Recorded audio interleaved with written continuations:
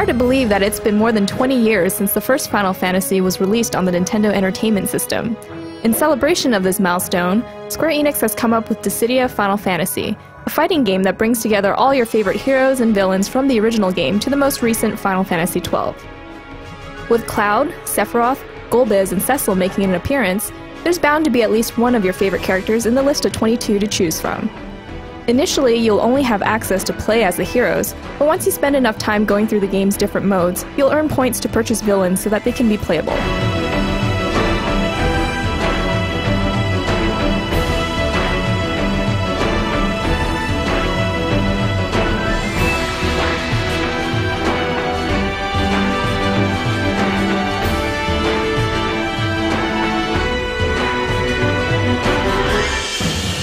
The story is set in a distant realm where two gods have been fighting each other for an eternity. Cosmos, the goddess of harmony, and Chaos, the god of discord, have called upon their bravest warriors to fight.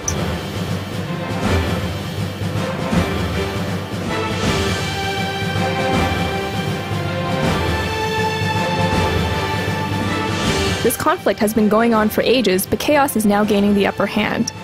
In an attempt to restore balance, Cosmos recruits 10 of her strongest warriors and asks each of them to retrieve a crystal.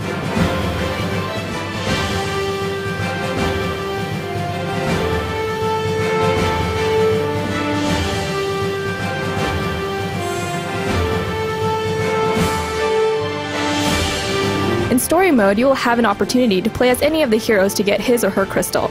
Each hero's storyline will kind of mirror the storyline in their original game to some extent. Cloud will brood and wonder what he's fighting for. What exactly are we fighting for?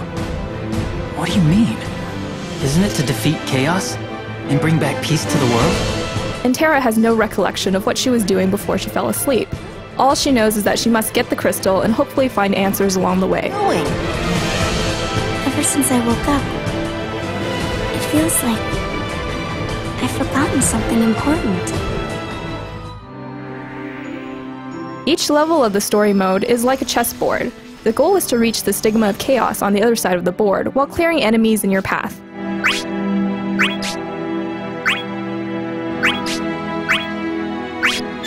You have destiny points, which determine how many moves you can take. You won't always be able to grab all the treasure chests in the level, so it gives you some incentive to revisit the stage later. Do I feel sorry for you? As you level, you'll earn items and new equipment.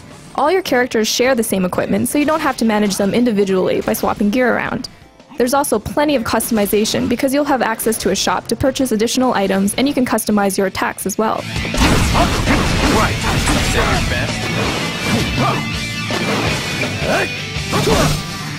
This is it.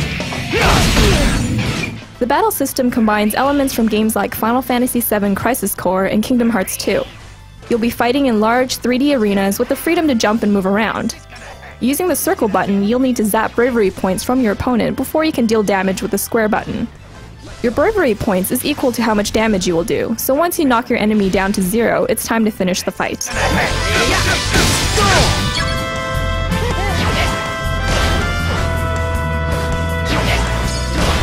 An EX gauge off to the side also gives you the opportunity to execute flashy EX bursts, which will remind you of limit breaks in previous games. I can protect everything! I won't be defeated!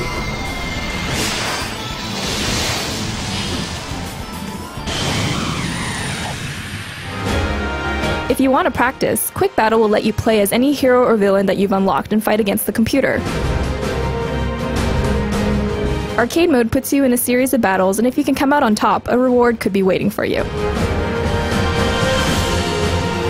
These are just some of the features included in Dissidia Final Fantasy. For fans, this is a great way to see all your favorite characters in one game, as well as see how characters like the Warrior of Light would look like in a 3D model, instead of a 2D red and white sprite. It's also great to see everyone from both sides in action as they pummel one another on the field in real time. Nobuo Uematsu's musical score from the entire series is also sure to bring back fond memories, and Takeharu Ishimoto's contributions help bring it all together. Dissidia is expected to ship for the PlayStation Portable on August 25th, so for more information, please check out our written preview on Gamespot.com.